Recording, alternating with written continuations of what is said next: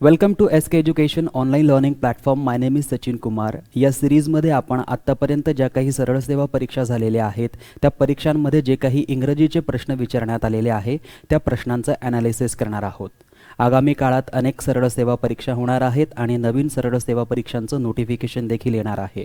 त्यामुळे सरळ सेवा परीक्षेमध्ये इंग्रजी हा विषय जो किंग मेकर असतो, जो डिसाइडर असतो, त्यामध्ये आपल्याला कशा पद्धतीने प्रश्न विचारले जातात किंवा जे प्रश्न विचारले जातात त्या प्रश्नांचा दर्जा कसा असतो किंवा ते प्रश्न जे विचारले जातात त्या प्रश्नांमध्ये नेमकी क्वालिटी काय असते, दर्जा काय असतो, त्यामध्ये पॅटर्न काय असतो, हे सर्व आपल्याला समजून घ्यायचं आहे.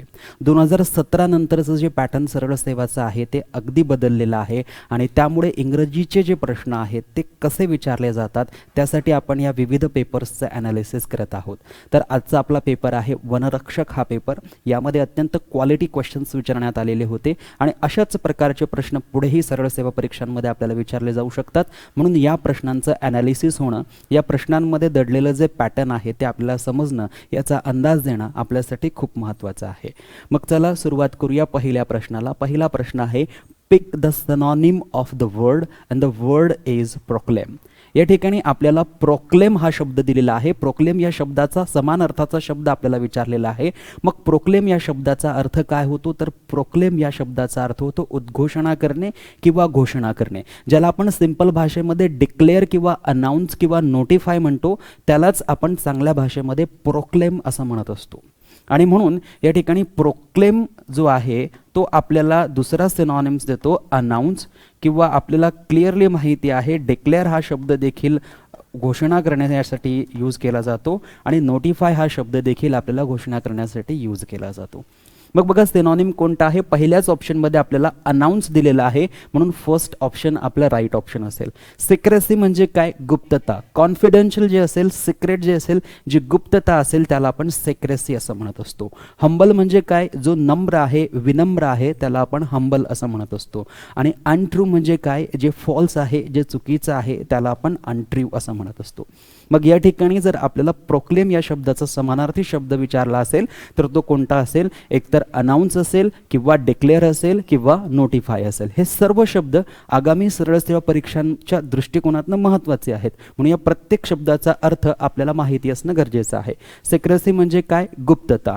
गुप्ततेला अजून दुसरा कोणता शब्द आहे, कॉन्फिडेन्शियल. कॉन्फिडेन्शियल म्हणजे काय, गुप्त. हंबल विनम्रसाठी कोणता शब्द आहे, पोलाइट. आणि अनट्रूसाठी दुसरा कोणता शब्द आहे, फॉल्स किंवा फॉल्सहुड. यानंतर आपण घेऊया पुढचा प्रश्न. पुढचा प्रश्न आहे, find the meaning of the highlighted word in the following sentence. The sentence is he raised his eyebrows. त्याने त्याचे आयब्रोज जे आहेत ते रेज केले, उंचावलेत. In mock disbelief. डिसबिलीफ म्हणजे काय, अविश्वास. आणि या ठिकाणी मॉक हा शब्द आहे, या मॉक शब्दाला हायलाइट करण्यात आलेला आहे आणि सांगितलेलं आहे की हायलाइट केलेल्या शब्दाचा मीनिंग काय आहे. आता बघा, मॉक या शब्दाचे अनेक अर्थ होतात. मॉक या शब्दाचे अनेक अर्थ होतात. पहिला अर्थ होतो नक्कल करणे. नक्कल करणे, नक्कल करणे म्हणजे आपण जी कॉपी करतो किंवा एखाद्या व्यक्तीला आपण इमिटेट करतो किंवा आपण जी झेरॉक्स करतो, इमिटेट करणे, झेरॉक्स करणे, कॉपी करणे, याला आपण काय म्हणत असतो, मॉक. जे काही डुप्लिकेट असेल, जे काही मॉक असेल, जे काही झेरॉक्स असेल किंवा जे काही इमिटेट किंवा कॉपी कॅट असेल त्याला आपण काय म्हणत असतो, मॉक. आणि बघा, आपण माकड पाहिलेलं असेल. माकड ज्या पद्धतीने उड्या मारतं किंवा जे माकड चाळे करतो त्याला देखील आपण मॉक असं म्हणतो.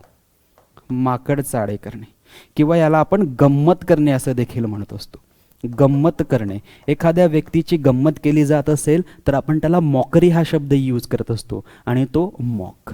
तो या ठिकाणी बघा, मॉक हा जो आहे नक्कल करणे आहे. मॉक म्हणजे माकड चाळे करणे किंवा गंमत करणे. मग या ठिकाणी बघा, नॅचरल. नॅचरल म्हणजे काय, नैसर्गिक.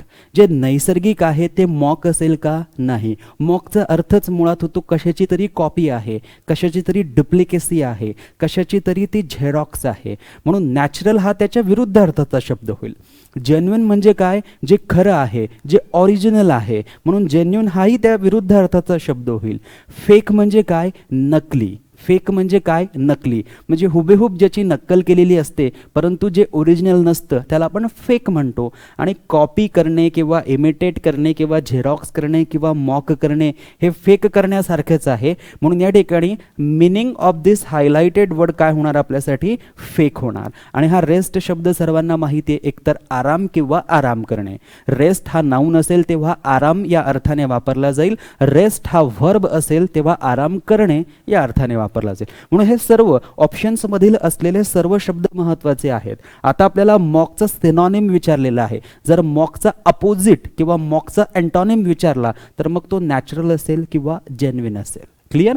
म्हणून या सर्व शब्दांचे अर्थ आणि यांचे सिनॉनिम्स अँटॉनिम्स आपल्याला माहिती असणं गरजेचं आहे.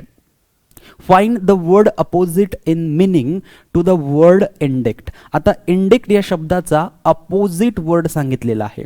मग पहिल्यांदा इंडिक्ट या शब्दाचा अर्थ काय होतो? तर इंडिक्ट या शब्दाचा अर्थ होतो आरोप लावणे, आरोपित करणे. म्हणजे एखाद्या व्यक्तीला जर आपण आरोप लावत असू, एखाद्या व्यक्तीला जर आपण ॲक्यूज करत असू किंवा एखाद्या व्यक्तीला आपण ब्लेम करत असू किंवा एखाद्या व्यक्तीवर जर चार्ज लावले जात असतील, आरोप लावले जात असतील तर त्याला आपण काय म्हणत असतो? इंडिक्ट, ॲक्यूज, ब्लेम किंवा चार्ज. कोणत्याही व्यक्तीवर जे काही आरोप लावले जातात त्याच्यासाठी ब्लेम हा शब्द आहे, ॲक्यूज हा शब्द आहे, इंडिक्ट हा शब्द आहे, साईट हा शब्द आहे आणि चार्ज हा देखील शब्द आहे. या सर्वांचा अर्थ होतो आरोप करणे किंवा आरोप लावणे. आरोप करणे किंवा आरोप लावणे. परंतु याच्या विरुद्ध अर्थाचा शब्द विचारलेला आहे. मग आरोप करणे आणि आरोपातून मुक्त करणे, जे काही आरोप लावलेले आहेत त्या आरोपातून जेव्हा एखादा व्यक्ती मुक्त होतो, दोषमुक्त होतो किंवा आरोपमुक्त होतो त्याला काय म्हटलं जाईल? मग बघा या ठिकाणी ॲक्यूज, ॲक्यूज या शब्दाचा अर्थ काय होतो? आरोप लावणे. हा सिनॉनिम आहे, आपल्याला अपोजिट विचारलेला आहे म्हणून हे आपलं ऑप्शन होणार नाही. ॲक्विट, ॲक्विट हाच तो शब्द आहे की जो आरोपातून मुक्त होण्यासाठी वापरला जातो. म्हणजे इंडिक्टचा अर्थ जर आरोप करणे, ॲक्यूजचा अर्थ जर आरोप करणे, साईटचा अर्थ जर आरोप करणे, चार्जचा अर्थ जर आरोप करणे होत असेल तर आरोपातून मुक्त करणे या विरुद्ध अर्थाचा शब्द कोणता होणार आहे? ॲक्विट होणार आहे. म्हणून हा शब्द सर्वांनी लक्षात ठेवायचा. हे सिनॉनिम्स देखील सर्वांनी लक्षात ठेवायचे. आगामी काळात सरळ सेवा परीक्षांमध्ये याच प्रकारचे शब्द आपल्याला विचारले जातील. रिपीट विचारले जातात, पुन्हा पुन्हा विचारले जातात. म्हणून या सर्व शब्दांवर तुम्हाला व्यवस्थित लक्ष द्यायचं आहे. चार्जचा अर्थ होतो आरोप लावणे आणि डिफेमचा अर्थ होतो बदनामी करणे. म्हणून ॲक्यूज, चार्ज आणि डिफेम हे शब्द सिनॉनिम्स मध्ये जातील. ॲक्विट हा शब्द अपोजिट होईल. म्हणून या ठिकाणी करेक्ट ऑप्शन होणार ॲक्विट, ऑप्शन 2. क्लिअर? त्यानंतर पुढचा प्रश्न घ्या. Identify the figure of speech in the following sentences. The moon is playing hide and six with the clouds. आता या ठिकाणी बघा सेंटेन्समध्ये आपल्याला फिगर ऑफ स्पीच विचारलेला आहे, अलंकार विचारलेला आहे. मग सेंटेन्स काय आहे? The moon is playing. कोण खेळत आहे? मून. मून म्हणजे चंद्र. चंद्र खेळत आहे. चंद्र काय खेळतोय? हाईड अँड सिक, लपाछपी खेळतोय, छुपाछुपी खेळतोय. विथ द क्लाउड्स, कुणासोबत? क्लाउड्स सोबत. जनरली चंद्र हा लपाछपी खेळू शकतो का? अजिबात नाही. मग जे माणसं कृती करतात, जे माणसं बिहेव करतात, जे पर्सन असतील, पीपल असतील, ते ज्याप्रमाणे बिहेव करतात किंवा जे त्याप्रमाणे मूव करतात किंवा ॲक्ट करतात त्याच प्रकारे ॲक्ट ही वस्तू करत आहे किंवा प्राणी करत आहे किंवा व्यक्ती सोडून इतर कुणीही करत असेल, व्यक्ती सोडून इतर कुणीही व्यक्तीसारखं काम करत असेल, व्यक्तीसारखं मूव करत असेल, व्यक्तींसारखं ॲक्ट करत असेल असं सेंटेन्समध्ये जर दाखवलं असेल तर त्याला पर्सोनिफिकेशन अलंकार म्हणतात. म्हणजे मून इज प्लेइंग, जनरली कोण खेळतं? माणूस खेळतो. परंतु इथे कोण खेळत आहे? मून खेळत आहे, चंद्र खेळत आहे. आणि म्हणून जसा माणूस खेळतो अगदी त्याचप्रमाणे चंद्र खेळत आहे. म्हणजे या ठिकाणी चंद्राला पर्सोनिफाय करण्यात आलेलं आहे.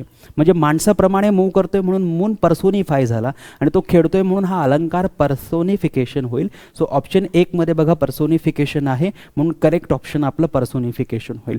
युफेमिझम म्हणजे ही एक प्रकारची स्तुती केलेली नाहीये म्हणून ऑप्शन 2 होणार नाही. ॲपॉस्ट्रॉफी म्हणजे या ठिकाणी कोणतेही डेथ बद्दल बोललं गेलेलं नाहीये म्हणून हे ऑप्शन 3 होणार नाही. आणि इथे कोणत्याही प्रकारची अतिशयोक्ती करण्यात आलेली नाहीये म्हणून हायपरबोल देखील येणार नाही. इथे मूनला पर्सोनिफाय करण्यात आलेलं आहे. पर्सन सारखं मूव करतोय, पर्सन सारखं ऍक्ट करतोय, पर्सन सारखं तो त्या ठिकाणी लपाछपी खेळतोय म्हणून आपण पर्सोनिफिकेशन हा अलंकार घेतलेला आहे. त्यानंतर घेऊया पुढचा प्रश्न. पुढचा प्रश्न आहे identify the figure of speech in the following sentence. The sentence is we will use plastic glasses for children parties. चिल्ड्रन्सची जी पार्टी आहे त्या पार्टीमध्ये आपण काय करणार, प्लास्टिक ग्लासेस यूज करणार. आता हे जे बघा ग्लासेस जो आहे या ग्लासेसचा अर्थ काय होतो, चष्मा. या ग्लासेसचा अर्थ काय होतो, चष्मा. आपण जो चष्मा गॉगल वगैरे यूज करतो जनरली चष्मा जो असतो स्पेक्टॅकल्स त्याला आपण काय म्हणतो, ग्लासेस असं म्हणतो. आता हे जे ग्लासेस असतात हे कशाचे बनलेले असतात, काचेचे बनलेले असतात.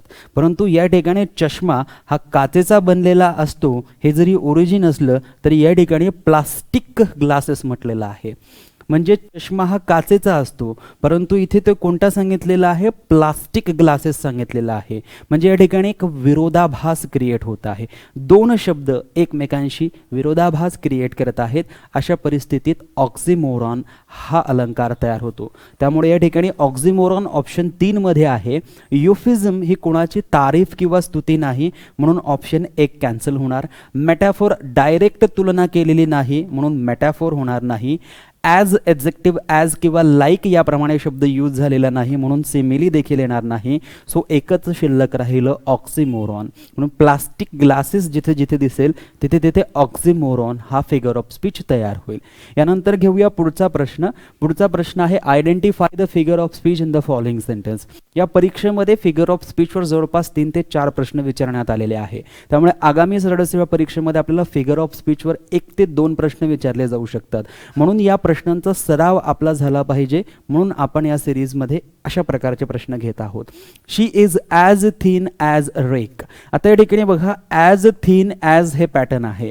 म्हणजे हा ॲज आहे त्यानंतर हा थिन जो आहे हा एक एडजेक्टिव्ह आहे त्यानंतर पुन्हा या ठिकाणी काय आहे, ॲज. असं पॅटर्न जेव्हा तुम्हाला दिसेल तेव्हा सिमिली हा फिगर ऑफ स्पीच असेल.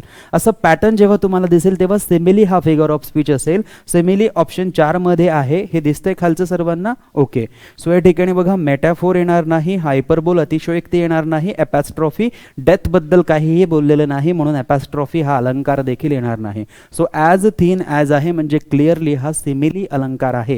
हे सर्वांनी लक्षात ठेवायचं. त्यानंतर घेऊया पुढचा प्रश्न identify the figure of speech in the following sentence and the sentence is I have told you 1000 times not to do that. मी तुला 1000 वेळेस सांगितलेलं आहे की ते करू नकोस. जनरली आपण जेव्हा असं म्हणतो की मी तुला 1000 वेळेस सांगितलेलं आहे तर आपण काउंट करतो का खरोखर 1000 वेळेस सांगितलेलं आहे, म्हणजे खूप वेळेस सांगितलेलं आहे. परंतु खूप वेळेस असं न बोलता आपण 1000 टाइम्स असं म्हणतो आणि जेव्हा आपण 1000 टाइम्स असं म्हणतो तिथेच एक अतिशयोक्ती तयार होत असते. मी तुला 1000दा सांगितलेलं आहे किंवा 1000 वेळेस सांगितलेलं आहे की असं करू नकोस, ते करू नको. या ठिकाणी हे 1000 वेळेस किंवा 1000दा जे आहे हे आपल्यासाठी एक अतिशयोक्ती तयार करत आहे आणि अतिशयोक्तीसाठी आपण हायपरबोल यूज करत असतो आणि म्हणून या ठिकाणी हायपरबोल हा फिगर ऑफ स्पीच होईल. डेथबद्दल बोललेलं नाही म्हणून ॲपॅस्ट्रॉफी येणार नाही.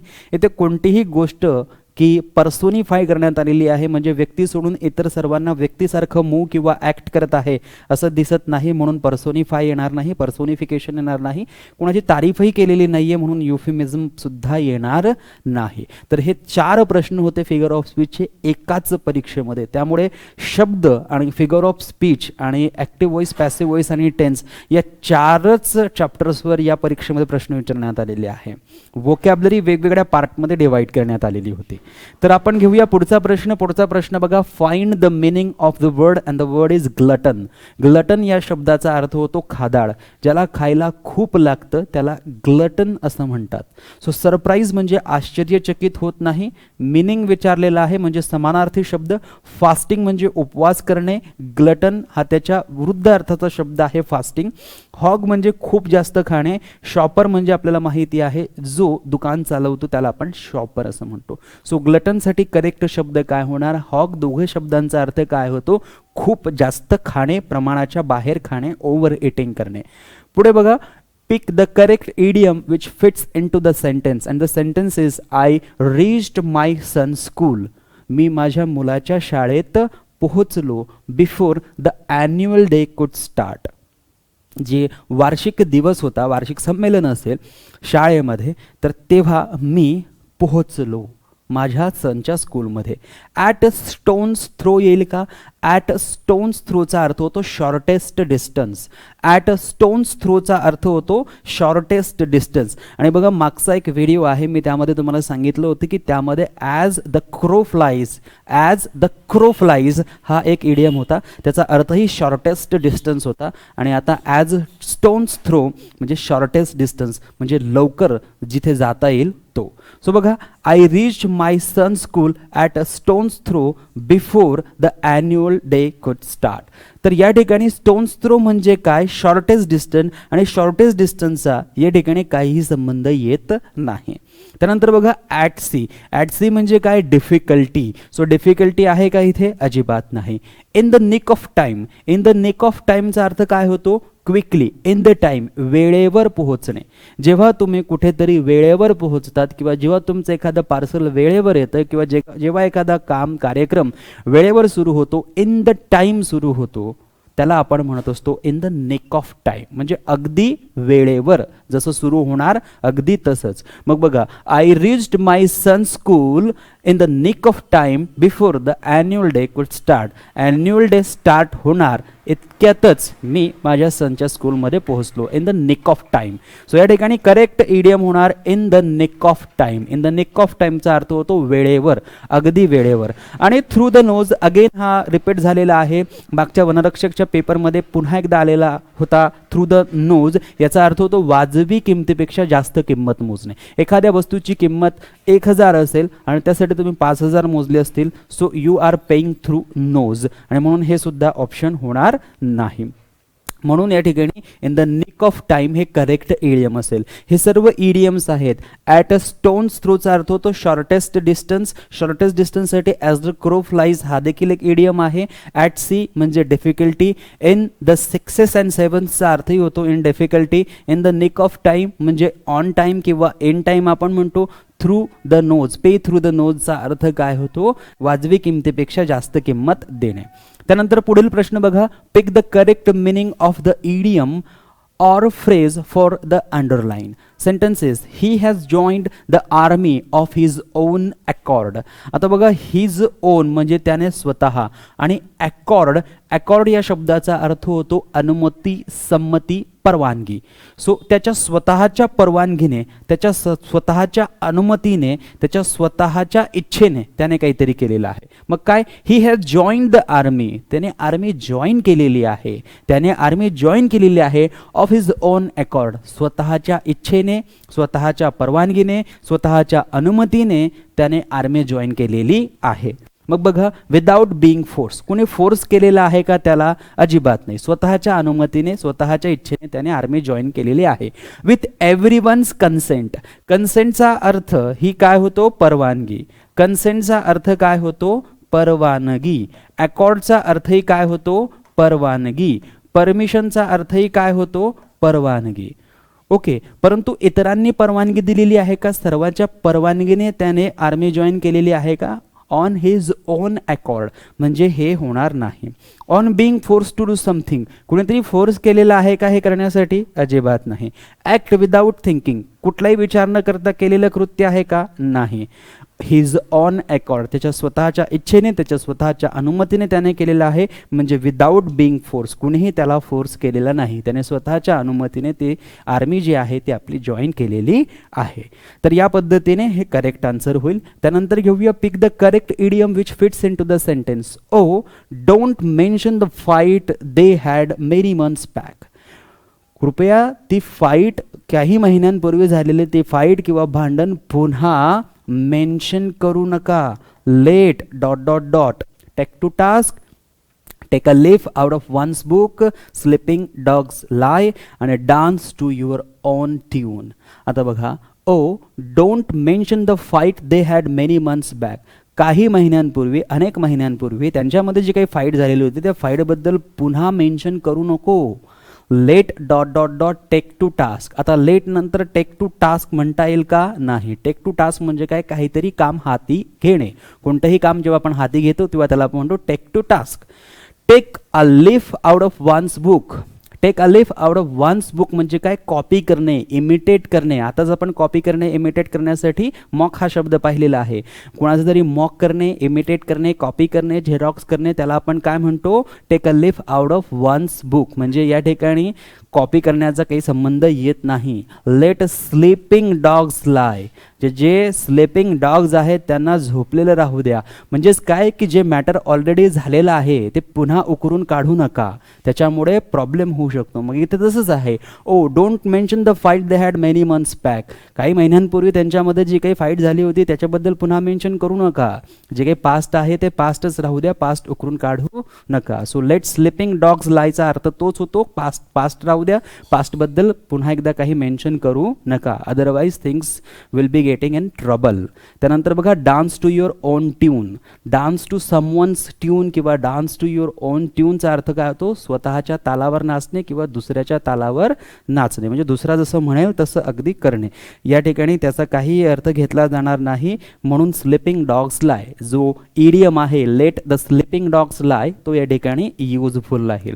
परंतु सर्वचे सर्व इडियम्स पुढे येणाऱ्या परीक्षेच्या दृष्टिकोनातून महत्त्वाचे आहेत. ऑप्शनमध्ये असलेले इडियम्स आपल्यासाठी खूप खूप महत्त्वाचे आहेत. मग प्रत्येकाचा मीनिंग आपल्याला माहिती असणं गरजेचं आहे. त्यानंतर घेऊया पुढचा प्रश्न. बघा पुढचा प्रश्न काय आहे, pick the correct meaning of the highlighted idiom or phrase in the following and the sentence is the thieves म्हणजे चोरांनी broke into the house this morning. चोरांनी या सकाळी हाऊस काय केलेला आहे, ब्रोक इनटू केलेला आहे. ब्रोक इनटूचा अर्थ काय होतो, घरफोडी करणे. ब्रोक इनटूचा अर्थ काय होतो, घरफोडी करणे. बर्गलरी. मग बघा, to enter forcibly. To enter forcibly म्हणजे काय, फोर्सफुली कुठेतरी एंटर करणे. सो ब्रोक इनटूचा अर्थ तोच होतो, जबरदस्ती कुठेतरी घरफोडी करणे किंवा जबरदस्ती कुठेतरी आपण जाणे. टू एंड ऑर डिसकंटिन्यू म्हणजे ब्रोक इनटू किंवा ब्रेक इनटू होत नाही. टू ट्रेन ऑर टू डिसिप्लिनचा अर्थ देखील ब्रेक इनटू किंवा ब्रोक इनटू होत नाही. टू स्टॉप फंक्शनिंग, काहीतरी वस्तू आहे आणि ती फंक्शन करायला स्टॉप झालेली आहे, त्याला सुद्धा ब्रेक इनटू आपण म्हणत नाही. ब्रेक इनटू म्हणजे काय, फोर्सिबली कुठेतरी जाणे, कोणत्याही स्टेटमध्ये जाणे, ज्याला घुसखोरी आपण म्हणतो ती. सो जनरली ब्रेक इनटू किंवा ब्रोक इनटू जे असेल ते घरफोडी करणे या अर्थाने वापरलं जातं. So thieves broke into the house the morning. Clear. यानंतर घेऊया पुढचा प्रश्न. पुढचा प्रश्न आहे, convert the following active to passive voice. Following sentence, she wrote a poetry on the sunrise, या सेंटेन्सला पॅसिव्ह व्हॉइसमध्ये कन्वर्ट करायचं आहे. मग आता बघा, शी हा सब्जेक्ट आहे, त्यानंतर रोट हा व्हर्बचा सेकंड फॉर्म आहे आणि अ पोएट्री ऑन द सनराईज हा पूर्ण ऑब्जेक्ट आहे. मग अ पोएट्री ऑन द सनराईज हे आपल्यासाठी एक ऑब्जेक्ट आहे, परंतु पॅसिव्ह व्हॉइसमध्ये ते सब्जेक्ट होईल.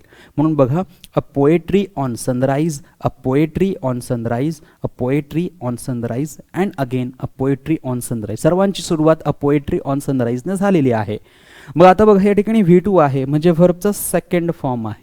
वर्बचा सेकंड फॉर्म असेल आणि अ पोएट्री एक आहे, सिंग्युलर आहे, म्हणून इथे V2 आहे, तर आपल्याला सनराईज नंतर वॉजचा वापर करावा लागेल. मग बघा, या ठिकाणी हॅजचा वापर केलेला आहे म्हणून पहिलं कॅन्सल होणार. इथे विलचा वापर केलेला आहे म्हणून हे कॅन्सल होणार. इथे इजचा वापर केलेला आहे म्हणून हेही कॅन्सल होणार. इथे वॉजचा वापर केलेला आहे, हे बरोबर आहे, म्हणून एकच वाक्य शिल्लक राहिलं, एकच ऑप्शन शिल्लक राहिलं, चौथं ऑप्शन. मग हेच आपलं करेक्ट ऑप्शन होणार. त्यानंतर बघा, हा रोट जो आहे हा V3 होणार रिटर्न, त्यानंतर बाय, आणि या ठिकाणी शी जो आहे तो सब्जेक्टहून ऑब्जेक्टमध्ये जाणार, तेव्हा हर होणार, आणि हेच आपल्यासाठी करेक्ट सेंटेन्स राहणार. A poetry on sunrise was written by her, correct passive voice, चौथा ऑप्शन. यानंतर घेऊया पुढचा प्रश्न. पुढचा प्रश्न आहे, convert the following active to passive. पुन्हा एकदा एक सेंटेन्स आहे, त्याला ॲक्टिव्ह मधून पॅसिव्ह व्हॉइसमध्ये कन्वर्ट करायचं आहे. Mother made a cake yesterday. Mother made a cake. Mother काय आहे, सब्जेक्ट. मेड काय आहे, वर्बचा सेकंड फॉर्म. अ केक काय आहे, ऑब्जेक्ट. आणि यस्टरडे काय आहे, टाइम इंडिकेट करणारा वर्ड, टाइम इंडिकेटिंग वर्ड. मग बघा सब्जेक्ट आहे, V2 आहे, ऑब्जेक्ट आहे. ऑब्जेक्ट काय आहे? अ केक, म्हणून अ केकने सुरुवात होणार. इथे अ केक आहे, सर्व सेंटेन्सेस अ केकने सुरू झालेले आहे. आता बघा मेड काय आहे? V2, आणि V2 जेव्हा असेल तेव्हा सब्जेक्ट नंतर एकतर वॉज किंवा वर. इथे केकची संख्या 1 आहे म्हणून वॉज येणार. मग बघा इथे इज आहे, सो हे कॅन्सल. इथे इज आहे, हे कॅन्सल.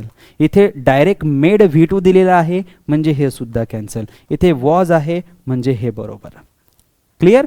आता त्यानंतर हा जो मेड आहे हा मेड होणार आपल्यासाठी V3, आणि V3 मेडच असतो म्हणून या ठिकाणी लिहिणार मेड, त्यानंतर लिहिणार बाय. सब्जेक्ट मदर जो आहे तो जसाच तसा येईल, आणि टाइम एक्सप्रेस करणारा वर्ड या ठिकाणी आला. हेच आपल्यासाठी करेक्ट ऑप्शन होणार. A cake was made by mother yesterday. A cake was made by mother yesterday. And the last question of this exam, convert the following active to passive. पुन्हा एकदा sentence आहे, Sunil wrote an article about our play. आता पहा Sunil subject आहे, wrote पुन्हा एकदा व्हर्बचा second form आहे, and article about our play हा पूर्ण काय आहे? ऑब्जेक्ट आहे. आता हा पूर्ण ऑब्जेक्ट होणार सब्जेक्ट, सब्जेक्ट होणार and article about our play. So बघा इथे सुनीलने सुरुवात झाली म्हणून कॅन्सल, इथे सुनीलने सुरुवात झाली म्हणून cancel. And article about our play, and article about our play, article writing about, हे बघा हे चुकीचं होणार. सो तिसरं ऑप्शन शिल्लक राहिलं आणि तिसरंच ऑप्शन करेक्ट होणार. So an article about our play, an article about our play. यानंतर बघा रोट हा व्हर्बचा सेकंड फॉर्म आहे म्हणून वॉज किंवा वर येणार, परंतु आर्टिकलची संख्या किती आहे? 1, म्हणून आपल्याला लिहावा लागणार वॉज. मग बघा इथे आहे वॉज. त्यानंतर हा रोट V2 आहे, याचा V3 बनवावा लागेल, V3 होणार रिटर्न. मग बघा इथे रिटर्न, रिटर्न नंतर लिहिणार बाय, आणि जो सब्जेक्ट आहे सुनील तो ऑब्जेक्टमध्ये जाईल तेव्हा तो काय होईल? सुनीलच होईल ऑब्जेक्टमध्ये. तर या पद्धतीने ॲक्टिव्ह टू पॅसिव्ह व्हॉइसचे सेंटेन्सेस आपल्याला दिलेले होते, फिगर ऑफ स्पीचचे क्वेश्चन्स आपल्याला दिलेले होते, सिनॉनिम्स अँटॉनिम्सचे क्वेश्चन्स आपल्याला मिळाले होते, इडियम्स अँड फ्रेजेसचे क्वेश्चन्स आपल्याला दिलेले होते, आणि सोबतच आपण जर पाहिलं असेल तर फिगर ऑफ स्पीचचे प्रश्न देखील आपल्याला विचारण्यात आलेले होते. आणि म्हणून अतिशय क्वालिटीचे क्वेश्चन्स जे आहेत ते या परीक्षांमध्ये आपल्याला विचारण्यात आलेले होते. अशाच प्रकारचे प्रश्न जे काही आहेत आपल्याला पुढील काही सरळ सेवा परीक्षांमध्ये विचारले जाऊ शकतात. त्यामुळे या प्रश्नांचा सराव होणं आपल्यासाठी फार गरजेचं आहे. तर आजच्या सेशनमध्ये फक्त इतकंच. भेटूया पुढच्या एका नवीन व्हिडिओमध्ये नवीन महत्त्वपूर्ण प्रश्नांसह. तोपर्यंत या प्रश्नांची चांगली प्रॅक्टिस करा. Take care. Bye bye. जय हिंद, जय Bharat. Thank you so much.